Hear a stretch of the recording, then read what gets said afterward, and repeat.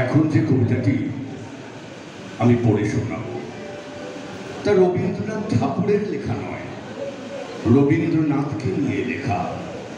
কবিতাটি লিখেছেন বিশিষ্ট কবি, সুরকার ও শিল্পী শ্রী শ্যামল চট্টোপাধ্যায়। আজ বৈশাখের প্রথম দিন থেকে চৈত্র শেষ দিন পর্যন্ত সর্বক্ষণ সর্বত্রই রবীন্দ্রনাথ, তাই তাকে নিয়েই আমাদের 25শে বৈশাখ। রচনা কবি, সুরকার, শিল্পী শ্যামল চট্টোপাধ্যায়। আমাদের 25শে বৈশাখ, প্রতিটা দিনই তো আমাদের 25শে বৈশাখ, প্রতিটা দিনই তো আমাদের 25শে বৈশাখ।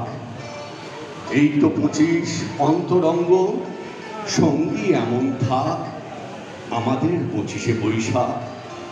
লেখায় পড়ায় শিল্পকলায় আচরণ বোধে চলায় বলায় নানা দিকে বহু চেনাতে জানাতে নেই কোনো কিছু ফাঁক আমাদের 25শে বৈশাখ। সুখে আনন্দে স্বপ্নে আশায় 25 আছে তো ছড়িয়ে, প্রেমে প্রতিবাদে মানবিকতায় রেখেছে 25 জড়িয়ে। নিবিড় দুঃখ গভীর ব্যথায় জ্বালা যন্ত্রণা ভরা বেদনায় আনে তো শান্তি দেয় সান্ত্বনা। বলে গ্লানি যত চাক আমাদের 25শে বৈশাখ।